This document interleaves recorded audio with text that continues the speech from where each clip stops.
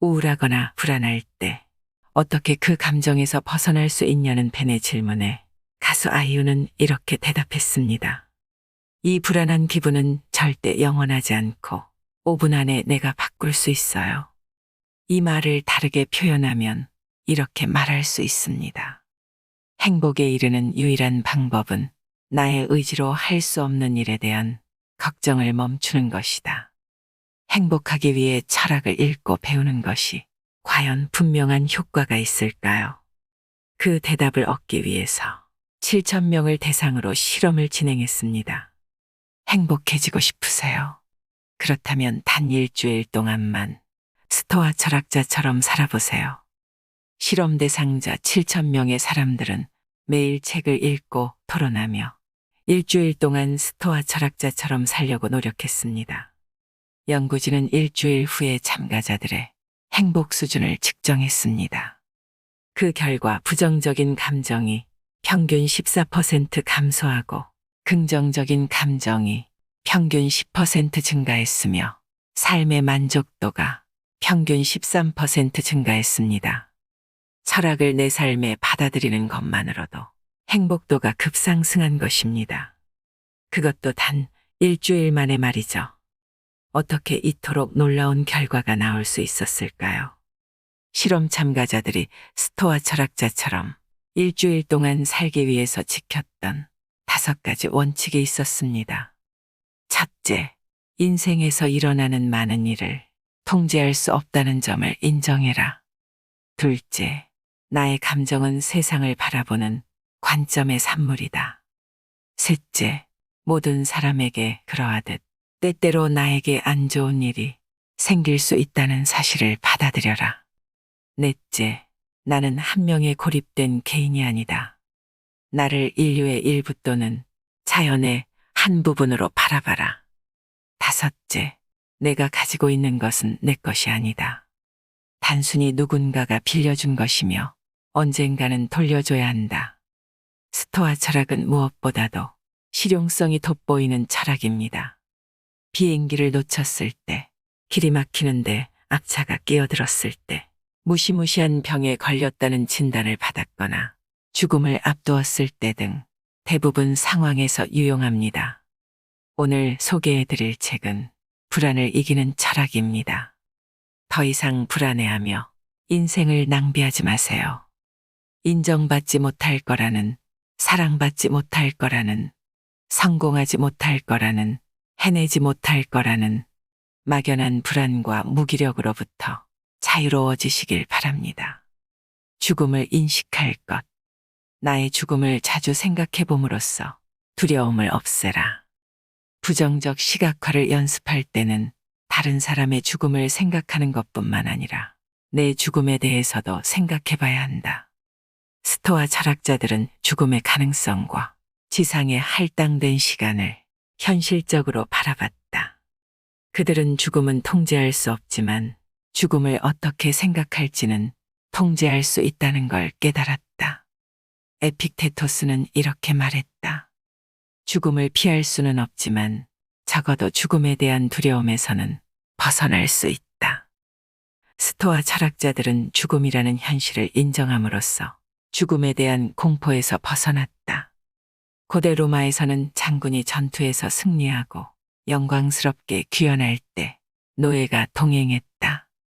그 노예는 오늘의 승리가 영원하지 않으리라는 걸 상기시켜주는 역할을 했다. 메멘토 모리. 노예는 장군의 귀에 속삭였다. 언젠간 당신도 세상을 떠날 것임을 잊지 마십시오.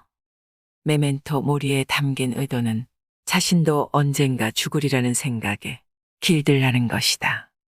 죽음에 대한 끊임없는 공포 속에서 살면 죽음을 제대로 생각할 수 없다. 하지만 죽으리라는 점을 주기적으로 상기하면 정말 중요한 한 가지에 집중하게 된다. 바로 현재, 그러니까 우리가 살아가는 시간이다. 세네카는 인생론에서 다음과 같이 말했다. 당신은 마치 영원히 살 사람처럼 인생을 살고 있다. 절대 노쇠하지 않을 것처럼 말이다. 얼마나 많은 시간이 이미 흘렀는지 깨닫지 못한 채 항상 시간이 차고 넘칠 것처럼 낭비한다. 하지만 그 하루하루는 내가 누군가, 무언가에 헌신하는 마지막 날이 될지도 모른다. 두려울 땐 언젠가 죽으리라는 점을 염두에 두고 행동하고, 무언가를 원할 때는 불멸할 사람처럼 행동하라. 세네카가 이 말을 남긴 이후에도 크게 달라진 것은 없다. 우리는 여전히 영원히 죽지 않을 것처럼 살고 있다. 은퇴할 때까지 정말로 하고 싶은 일을 미루거나 어느 정도 돈을 벌어둬야만 휴식을 취할 수 있다고 생각하거나 우아한 교회 마을에 살기 위해 엄청난 돈을 대출받아야 한다고 생각한다. 이런 생각들이 발목을 잡기에 일을 더 열심히 하게 된다. 진짜 다니기 싫은 직장인데도 30년 이상 성실히 출근한다. 고대도 지금과 똑같았다. 자기 인생을 사는 걸 시작하지 않은 사람들이 많다.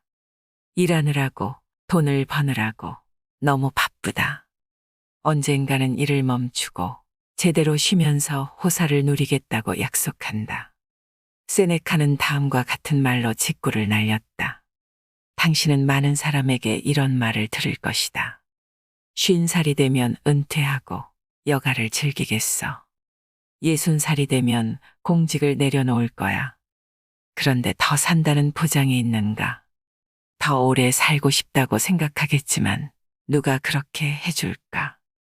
인생에 남은 일부의 시간만을 온전히 본인을 위한 시간으로 여기고 어떤 일도 할 수 없을 때만 지혜를 얻기 위해 노력한다는 게 부끄럽지 않은가? 인생이 막을 내려야 할 때 비로소 진짜 인생이 시작된다니 이는 너무나 늦다. 우리에겐 일을 미루는 습관이 있고 바쁜 일상에서 자주 방향을 잃는다. 시간이 흐르고 늙어가는 동안에도 시간을 어떻게 쓰는지 거의 모르는 듯 싶다. 그러나 죽음을 생각하면 우리가 가진 시간에 집중할 수밖에 없다. 세네카는 이렇게 말했다. 시간의 가격을 매기는 사람, 하루의 가치를 아는 사람, 그리고 하루하루 죽어가고 있다는 걸 인식하는 사람이 있다면 한 명이라도 내게 보여줄 수 있는가? 죽음이 미래에 닥치리라는 생각은 옳지 않다. 죽음의 많은 부분은 이미 지나갔다. 과거의 삶은 죽은 시간이기 때문이다. 중요한 것과 그렇지 않은 것을 알 것. 변화에 어떻게 정신적으로 대비할 수 있을까? 그 상황에서 무엇을 통제할 수 있고 무엇을 통제할 수 없는지 생각해 봐야 한다. 우리가 완전히 통제할 수 있는 건 자신의 성품, 반응 및 행동, 타인을 대하는 방식 등 세 가지뿐임을 떠올려라. 무언가를 통제할 수 없다면 받아들여야 한다. 한 번은 뉴스 프로그램에서 급변하는 이 시기에 사람들이 어떻게 대처하는 것이 좋은지 이야기를 나누는 장면을 본 적 있었다. 베테랑으로 보이는 한 기자가 갈대처럼 구부러지는 법을 배워야 한다고 답했다. 즉, 유연하면서도 땅에 발을 단단히 붙이고 있어야 한다는 뜻이다. 내가 통제할 수 있는 건 최대한으로 활용하고 통제할 수 없는 건 받아들여야 한다. 통제할 수 없다는 사실을 받아들이면 변화에 저항하려는 마음을 버릴 수 있다. 말이 쉽지 실천은 어렵다고 말할지도 모른다. 하지만 스토아 철학자들은 인간은 공경에 처하면 두려워하며 저항하기 마련이라는 사실을 알았고 변화와 격동의 시기를 헤쳐나가려면 무엇이 필요한지도 알고 있었다. 그래서 척박한 환경에서도 성공할 수 있었다. 에픽테토스는 이렇게 말했다. 우리는 늘 자기 자신에게 물어야 한다. 내가 통제할 수 있는 일인가, 통제할 수 없는 일인가. 위기에 의연할 것. 철학자들은 성품과 덕목, 합리적 사고를 기르고 보호해야 한다고 믿는 한편, 몸에 문제가 생기거나 가난해지는 건 선호하는 무심의 영역으로 봤다. 건강하거나 돈이 많은 건 선호할 만한 일이지만 결국에는 무심하게 대해야 한다는 것이다. 아우렐리우스는 명상록에서 무심의 범주 안에 들어가는 일에는 무심해야 한다라고 말했다. 돈이나 좋은 평판, 건강과 좋은 집을 선호한다고 할지라도 이를 가지고 있든 잃었든 무심해야 한다는 뜻이다. 가지면 좋지만 없어도 괜찮다는 얘기다. 갑자기 무언가를 잃고 고통스러워하지 않으려면 애초부터 무심한 게 훨씬 낫다. 무심은 위기가 닥쳤을 때를 대비해 내적으로 불굴의 용기와 힘을 키우는 방법이다. 세네카는 친구 루킬리우스에게 이렇게 조언했다. 값싼 음식을 먹고 조잡하게 만든 옷을 입으며 며칠을 지낸 후 자신에게 이렇게 말해보게. 이런 게 내가 두려워하던 환경인가? 더 스트레스 받을 때를 대비하여 영혼을 미리 담금질해 놓으면 걱정하는 일에 대한 면역이 생긴다네. 진짜로 초라한 침상을 준비하고 까슬거리는 망토를 걸치게. 빵도 딱딱해진 것만 먹게나 한 번에 사나흘 아니면 더 길게 이런 상황을 연습해보면 좋네. 단순한 취미가 아니라 나를 시험한다고 생각하게. 친애하는 루킬리우스. 이런 연습을 한다면 약간의 음식으로도 배가 차는 기쁨을 누리게 되리라고 보장하네. 조그만 어려움에 자신을 길들이면 진짜 문제가 닥쳤을 때 다음과 같은 이점이 있다. 어려운 일을 겪어본 적이 있다. 어려운 상황을 어떻게 해결할지 안다. 어려운 일이 닥쳤다고 해서 세상이 끝나는 건 아니며 정말 중요한 건 나의 성품이라는 것을 알게 된다. 단단한 마음을 가질 것. 우리가 하는 말과 행동, 대부분은 꼭 필요한 게 아니다. 그런 말이나 행동을 하지 않는다면 사용할 수 있는 시간이 많아지고 마음도 평온해질 것이다. 매 순간 자신에게 물어보라. 이 말과 행동을 지금 꼭 해야 하는가? 평온을 유지하려면 어떻게 해야 할까? 스토아 철학의 여러 측면이 보여주듯 마음의 평온을 가져다주는 마법 같은 특효약은 존재하지 않는다. 내면을 더 잘 인식하고 쾌락이나 짜릿함, 흥분보다 마음의 평온을 우선시하는 방법밖에 없다. 내면을 들여다보고 평온을 우선시하려면 엄청나게 노력해야 한다. 나는 하루에 2번 20분씩 명상하면서 긴장을 푼다. 그 덕에 가슴에 답답한 통증 등 스트레스를 받을 때 몸에 느껴지는 감각을 인지하게 됐으며 잠도 깊이 잤다. 잠을 잘 때 이를 덜 갈게 됐고 극도로 행복해하는 일을 그만뒀다. 평온함을 추구한다는 것은 다른 사람의 의견에 지나치게 마음을 여는 것을 경계한다는 뜻이기도 하다. 과도한 칭찬을 들으면 내가 더 중요한 사람인 것처럼 느껴지고 지나친 비난을 들으면 화가 난다. 모두 균형과 평온함을 무너뜨리는 일들이다. 아이러니한 사실은 잠잠하고 평온한 상태를 유지하려면 어느 정도 노력이 필요하다는 것이다. 백조가 수면 아래에서는 발을 열심히 첨벙거리는 것처럼 말이다. 시간이 지나면서 나는 마음의 평온 역시 노력으로 얻을 수 있다는 걸 알게 됐다. 결정적으로 인생이 더 수월해졌다.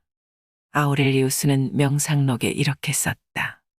다른 사람이 무슨 말을 하는지, 어떻게 생각하고 행동하는지 더는 신경 쓰지 않고 내 말과 행동에만 신경 쓸 때 평온이 찾아온다. 실패에 대한 두려움이나 다른 사람들이 나를 어떻게 생각할지에 대한 두려움에서 벗어나면 몸과 마음이 이완되고 즐거워진다. 그냥 그 상황을 즐기게 된다. 평온함이 기본이 되는 마음 상태는 나의 반응뿐만 아니라 내가 다른 사람을 어떻게 대하는지에도 영향을 미친다. 덜 긴장하고 화를 덜 내며 삶을 느긋하게 받아들이게 되므로 남에게도 덜 반응하고 더 선한 성품을 보여줄 수 있다. 잘 살든 가난하든 아프든 건강하든 유명하든 유명하지 않든 불편함 속에서 살든 편의 시설이 다 갖춰진 집에서 살든 외부의 상황과 관계없이 아타락시아를 추구할 수 있어야 한다. 그런 도구는 내면에 있다. 타인을 위할 것, 남에게 베풀라. 주고자 하는 마음은 인간다움의 핵심이다. 그게 없다면 우리는 야생동물과 다를 바가 없다.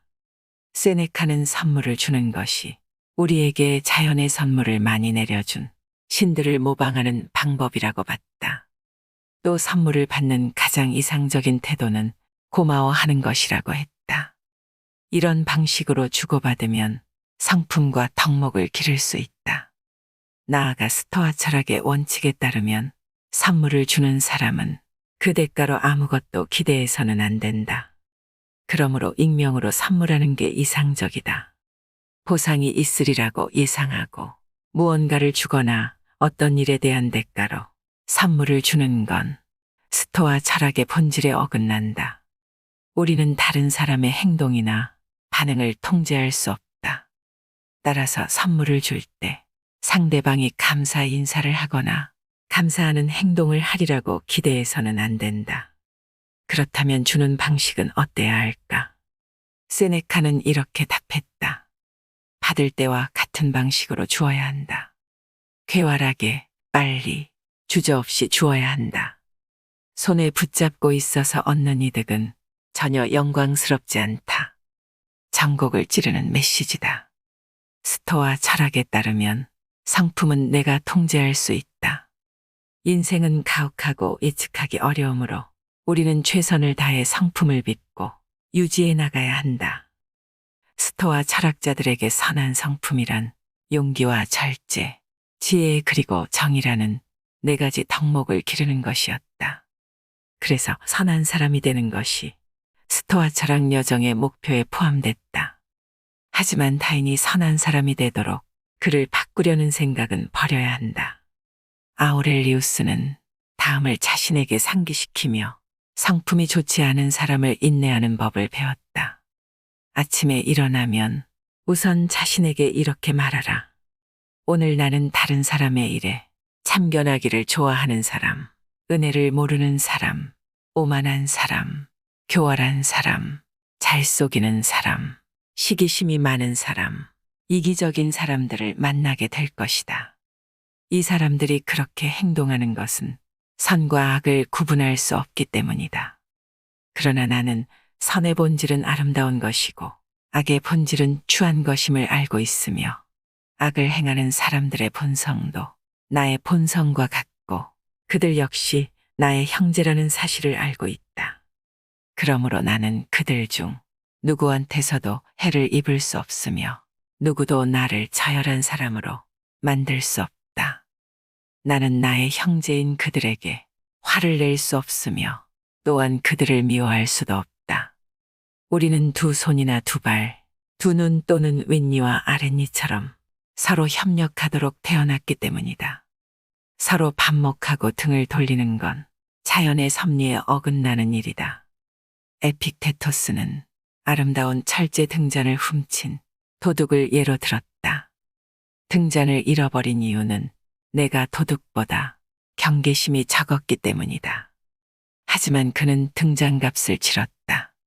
도둑이라는 이름으로 불리게 됐으니 자신의 신의와 등잔을 맞바꾼 것이다. 에픽테토스가 등잔만 잃은 데 비해 도둑은 더 큰 걸 잃었다. 바로 자신의 성품을 훼손한 것이다. 섣부르게 판단하지 말 것. 판단은 행동 방식을 결정하기 때문에 무척 중요하다.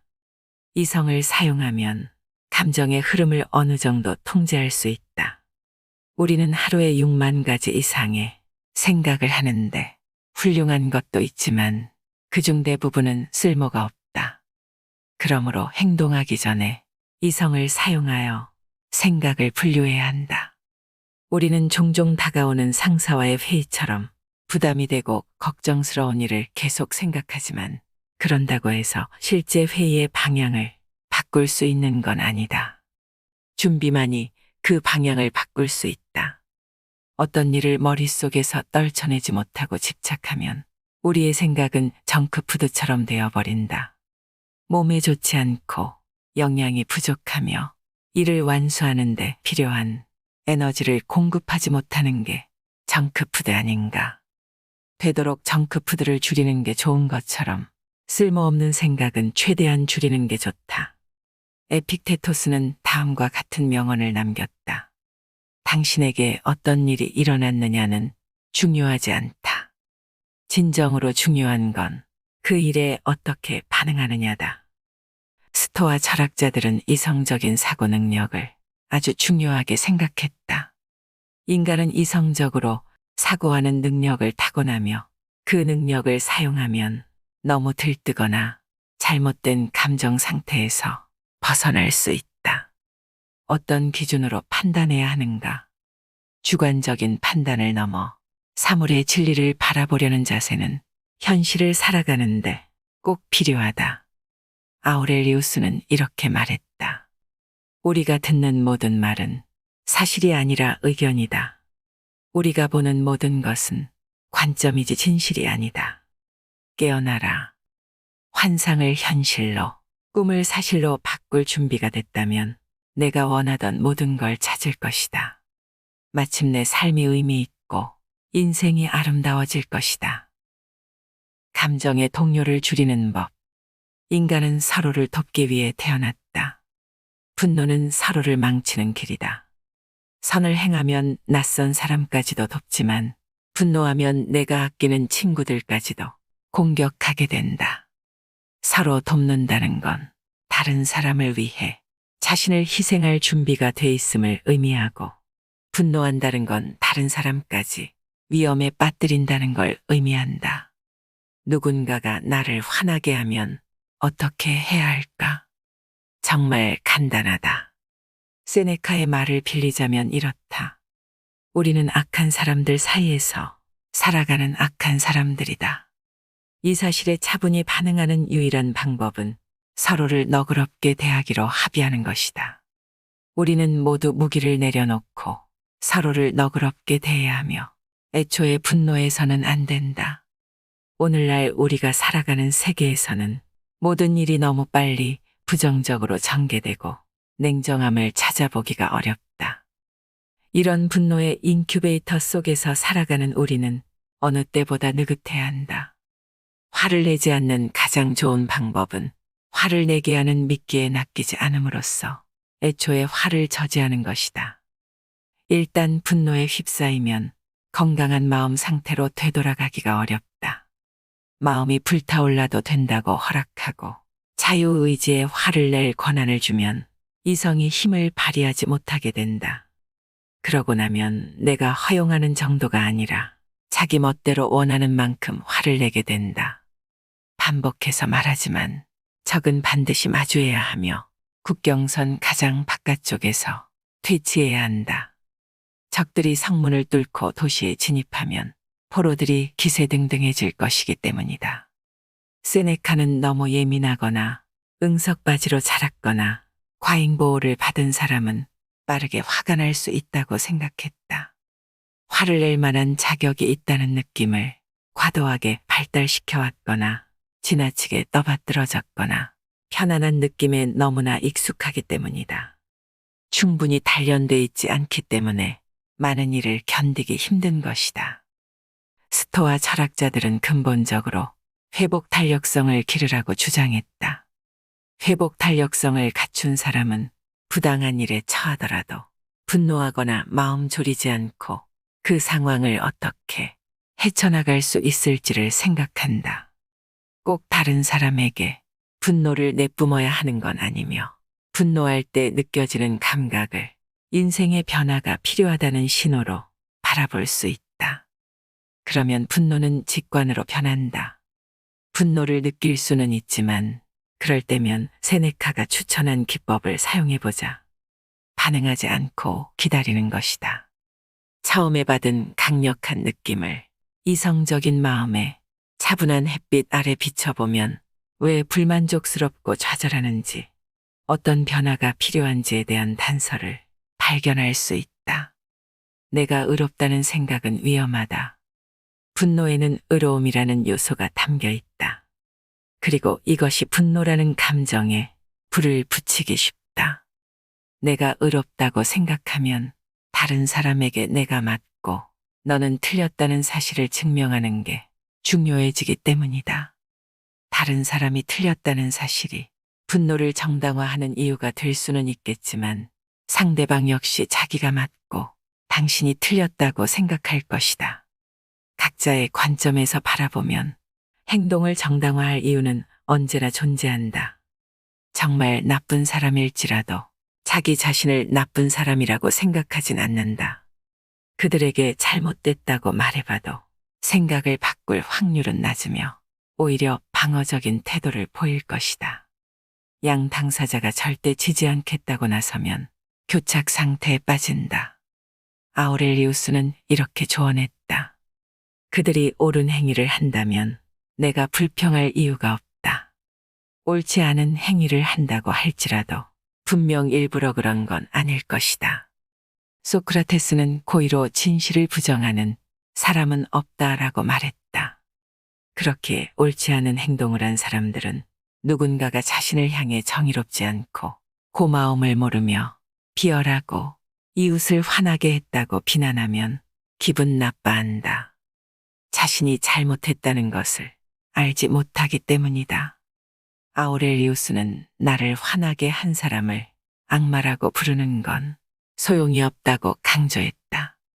누군가가 당신에게 실수를 저지르거나 화를 불러일으키는 행동을 했는가? 다 똑같은 인간이니 분명 당신도 그런 행동을 한 적이 있을 것이다. 그는 말했다. 당신도 그 사람들과 다르지 않으며 다양한 방법으로 다른 사람들의 화를 돋운다. 이는 나만 도덕적인 사람이라고 생각하지 말라는 교훈을 준다. 분노를 조절할 줄 알더라도 나도 다른 사람을 짜증나게 할 수 있음을 마음에 새겨라. 이럴 때는 세네카의 조언을 따르면 된다. 서로를 너그럽게 대하기로 합의하라. 가진 것에 만족하는 법. 쾌락 적응은 쾌락의 쳇바퀴라고도 불린다. 이런 현상은 새로운 것을 손에 넣었을 때 느끼는 기쁨이 희미해지고 같은 수준의 행복감에 다다르기 위해서 더 많은 것, 더 좋은 것을 원할 때 일어난다. 이런 적응 과정은 정상적이고 흔하다. 한때는 원했던 대상도 적응하면 새로움이 사라지고 그 대상을 평범한 삶의 풍경에 통합한다. 우리는 배가 고프지 않을 때 먹고 목마르지 않을 때 마시고 필요하지 않은 것을 산 후 유용한 것 모두를 버린다. 누가 당신에게서 무언가를 사겠다고 하면 그가 사고 싶어 하는 걸 팔지 말고 원하지 않는 것을 팔아라. 팔이 8개이고 위가 2개이며 불태워도 되는 돈이 있는 듯 팔아버려라. 이건 사리에 맞는 게 아니라 악 자체다. 쾌락 적응의 사이클을 깨기 위해 스토아 철학자들은 부정적 시각화를 했다. 부정적 시각화의 목표는 한때 너무나 욕망했던 것들을 나중에 잃을 수도 있다고 생각하면서 두려워하는 것이 아니다. 부정적 시각화의 진정한 목표는 우리가 가진 모든 것이 빌린 것이며 언제든지 잃어버릴 수 있다는 사실을 머릿속에 주입하는 것이다. 이 연습의 근본을 이루는 건 감사합니다. 가진 것에 관한 떨림이 사라지고 새로운 것을 갈망할 때 부정적 시각화가 상황의 진실을 드러낼 것이다. 우리가 가진 것은 한때 간절히 원하던 것이었기에 이에 감사해야 한다. 세네카는 가난한 사람은 너무 적은 것을 가진 사람이 아니라 더 많이 갈망하는 사람이다라고 말했다. 삶이 버거울 때 비교하지 않는다라는 규칙은 일상에만 유용한 게 아니다. 나보다 더 좋은 차를 몰거나 잘 나가는 회사에 다니거나 말을 더 잘 듣는 자식을 둔 사람과 비교할 때만 유용한 게 아니라 삶이 갑자기 절망의 나락으로 떨어질 때도 쓸모가 있다. 상황이 좋을 때 남과 끊임없이 비교한다면 상황이 좋지 않을 때는 정말로 고군분투하게 될 것이다. 암에 걸렸거나 몸이 축나는 치료를 장기간 받고 있거나 가까스로 병에서 회복되는 중이라면 건강한 사람과 나를 비교하는 건 고문이다. 2번 고통받기에 정말로 비참해진다. 실제 병으로 고통받는 동시에 다른 사람과 비교할 때 내가 못났다고 느껴지기에 더 고통스럽다. 나는 질병 자체를 통제할 수 없다. 신체는 부분적으로만 통제할 수 있기 때문이다. 하지만 계속해서 다른 사람과 비교함으로써 자신을 비참하게 하는 것은 내가 통제할 수 있는 영역 내의 일이다. 비교하지 말라라는 말은 지금까지의 습관을 거스르라는 조언이다. 모든 사람은 별 생각 없이 자신과 남을 비교한다. 비교는 질투, 시기, 우월감 또는 열등감으로 이어져 심리적인 고통을 초래할 수 있다. 스토아 철학에는 비교에 관한 해결책이 있다. 비교의 유해한 측면은 제쳐놓고 나와 비슷한 위치에 있는 사람에 비추어 내 모습을 바로잡는 것. 한마디로 롤모델을 두는 것이다. 롤모델을 가지면 내가 되고 싶은 모습과 내가 이룰 수 있는 것의 기준선이 마련되므로 발전을 추구할 수 있다. 불안을 이기는 법. 에픽테토스는 위기가 나의 진짜 정체를 드러낸다고 봤다. 상황이 사람의 품성을 빚는 건 아니다. 상황은 그가 어떤 사람인지를 드러낼 뿐이다. 사람이나 물건, 부등, 무언가를 잃을까봐 불안하다면 이런 것들을 소유하는 건 통제 범위 밖의 문제임을 기억하라. 이 중 몇 가지는 선호될지라도 소유 여부에는 무심해져야 한다. 앞서 잠깐 언급했듯이 에픽테토스는 아름다운 등잔을 훔쳐간 도둑을 예로 들었다. 사당 옆에 철제 등잔이 놓여 있었다. 나는 창문 밖에서 나는 소리를 듣고 아래층으로 뛰어내려갔고 등잔을 도둑 맞은 걸 알게 됐다. 곰곰이 생각해보니 비합리적인 이유로 이 등잔을 훔친 건 아닐 것 같았다. 내일 그 자리에는 값싼 토기 등잔이 놓일 것이다. 사실 사람은 가진 것만 잃을 수 있는 법이다. 불안감에 휩싸일 때면 아우렐리우스의 가르침을 떠올리자. 상상에 압도당하지 말고 내가 할 수 있고 해야 하는 일을 하라. 스토아 철학자들은 한 번에 한 걸음씩 나아가고 현재에 집중하라고 말했다. 이는 과거의 몽상에 잠기거나 미래의 환상을 품거나 두려워하면서 혼란스러워하지 말고 지금 내 앞에 있는 일만 다뤄야 함을 의미한다. 지금 이 순간을 소중히 여기라. 이 순간의 특별함에 몰입해보라. 이 사람 저 사람의 말에 답하고 도전해보며 행동해보라. 더는 회피해서는 안 된다. 쓸데없는 고민을 하지 말라. 지금 내 위치에서 온전히 살아가려면 진정한 의미에서 인생을 살아야 한다. 팔짱 낀 채 구경하지만 말고 참여하라. 노력하라. 에픽테토스의 말이다. 무언가를 잃는데 불안해해서는 안 된다는 사실을 상기시키고자 이 구절을 인용했다. 등잔, 직업, 돈, 심지어 우정마저 얻을 때도 있고 잃을 때도 있다. 우리가 걱정하고 집중해야 하는 건 성품이다. 그리고 성품을 함양하는 건 전적으로 우리가 통제할 수 있는 범위 내에 있기에 불안해할 필요가 없다. 애도하는 법. 사랑하는 사람들이 죽기 전에 슬퍼하려면 그들이 세상을 떠나기 전에 죽음을 시각화해 봐야 한다.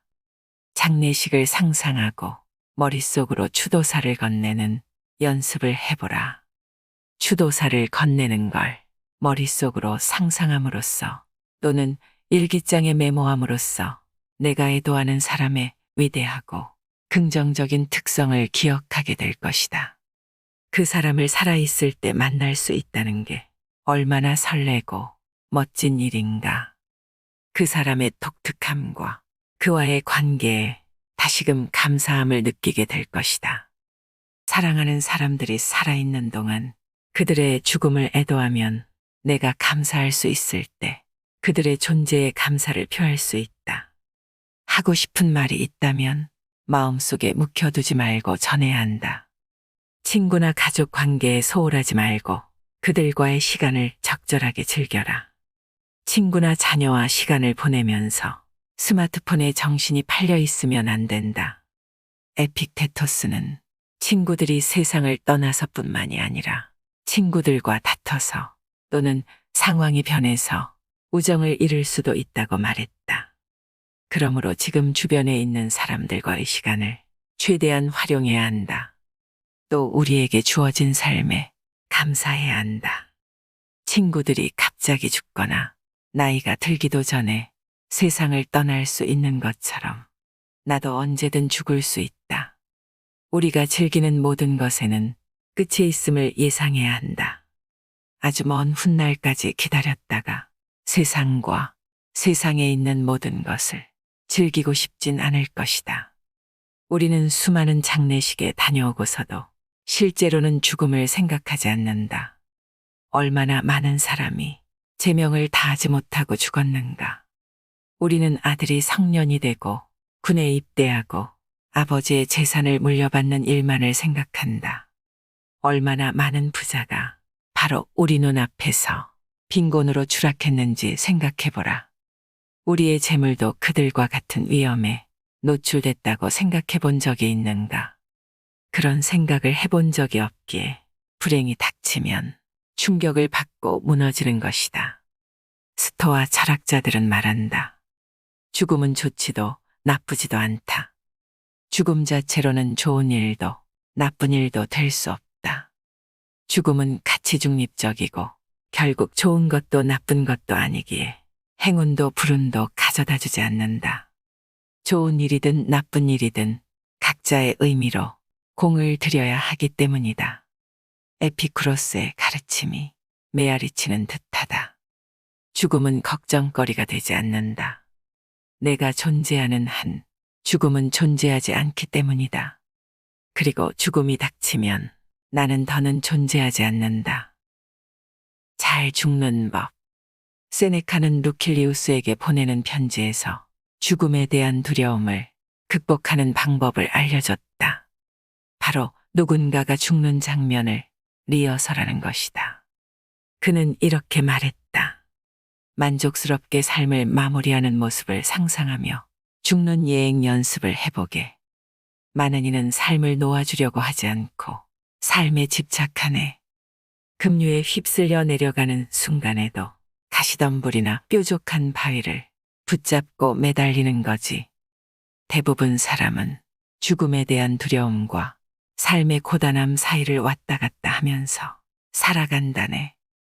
그들은 살고 싶어 하는 마음이 없지만 어떻게 죽어야 할지도 모르네. 그러니 죽음에 대한 모든 걱정을 떨쳐버리면 삶이 즐거워질 수 있다네. 언젠가는 죽으리라는 걸 깨닫고 죽음에 대한 걱정을 내려놓는다면 더 여유로운 삶을 살 수 있을 뿐 아니라 더 편안하게 죽음을 맞이할 수 있을 것이다. 세네카의 말에는 우리는 어차피 언젠가 세상을 떠날 테지만 만족스럽게 떠날지 아닐지는 내가 선택할 수 있다는 본질이 담겨 있다. 휴가를 보낸 후 호텔에서 체크아웃하는 것처럼 말이다. 죽음이 다가오는 시기와 방법은 우리가 통제할 수 없다. 하지만 죽음에 대한 두려움과 이에 대한 반응은 우리가 충분히 통제할 수 있다.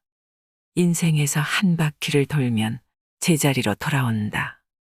인생이 무에서 시작됐듯이 우리는 죽으면 자연으로 돌아가고 우리의 몸은 진료 또는 물질이 되어 흙에 다시 흡수된다. 흙에서 나왔으니 흙으로 돌아가는 게 순리다. 에픽테토스는 죽음에 대해 다음과 같이 말했다.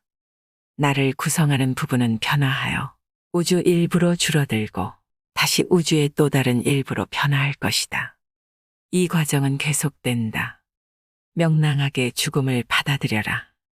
죽음은 한 생물을 구성하는 요소가 해체되는 것. 그 이상도 그 이하도 아니다. 개별적인 요소들이 계속해서 다른 요소로 변화한다는 사실에 가슴 아프지 않다면 왜 변화와 분리를 두려워하는가? 이는 자연스러운 것이며 자연은 악하지 않다.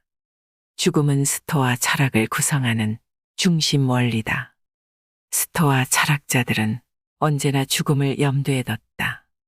인생을 두 번 살 수 없다는 걸 알면 지금의 인생을 온전하게 살아갈 수 있기 때문이다. 결국 우리는 매일 죽어간다. 그리고 지금까지 살아온 모든 날은 이미 죽음의 소나기 안에 있다. 죽음이라는 과정은 평생 걸리지만 결국 목적지에 도달한다는 점에는 의심의 여지가 없다. 이 책을 아우렐리우스의 글로 마무리하고자 한다. 옳은 일을 하라. 나머지는 중요하지 않다. 춥든 따뜻하든 피곤하든 푹 쉬고 있든 멸시받든 존경받든 상관없다. 죽어가든 아니면 다른 과제를 처리하느라 바쁘든 옳은 일을 해야 한다. 죽는 것도 인생의 과제 중 하나이기 때문이다. 그리고 할 일을 하라. 내면을 들여다보라. 어떤 일이든 본질을 놓쳐서는 안 된다. 모든 것이 언젠가는 하나가 된다고 가정하면 오래지 않아 현존하는 모든 것이 변화하고 연기처럼 솟아오르거나 파편이 되어 흩어지리라는 걸 알 수 있다. 이는 신을 생각하며 하나의 이타적인 행위에서 또 다른 이타적인 행위로 옮겨가기 위해서다. 그곳에는 오직 즐거움과 고요함만이 있을 뿐이다. 처한 상황 때문에 부득이하게 흔들릴 때는 즉시 내면으로 돌아가 리듬을 잃지 않도록 주의하라. 계속해서 내면으로 돌아가면 조화를 더 잘 이해할 수 있을 것이다. 에픽테토스는 늘 자기 자신에게 내가 통제할 수 있는 일인가, 통제할 수 없는 일인가라고 물어야 한다고 말했습니다. 통제할 수 없는 인생의 일들을 모두 생각해 보세요. 사고나 질병, 누구와 사랑에 빠질 것인지, 면접에서 뽑힐 것인지, 언제 팬데믹이 닥칠지 등 이 모든 건 통제할 수 없고 나는 아무런 결정권이 없습니다. 한마디로 우리는 우리의 행동 외에 모든 것을 통제할 수 없다는 것입니다. 하지만 우리는 삶의 많은 부분이 나의 통제권 안에 있다고 생각합니다. 이렇게 생각하기 때문에 내가 원하는 대로 흘러가지 않았을 때 문제가 되고 화가 나며 불행해지지요. 특정 상황에서 통제할 수 있는 것과 통제할 수 없는 것을 구분해 보세요. 그것이 바로 불안에 갇힌 나를 구하는 단 하나의 방법이 될 것입니다. 이상으로 인생의 품격이었습니다. 하루하루 당신의 품격이 더 빛나길 바랍니다.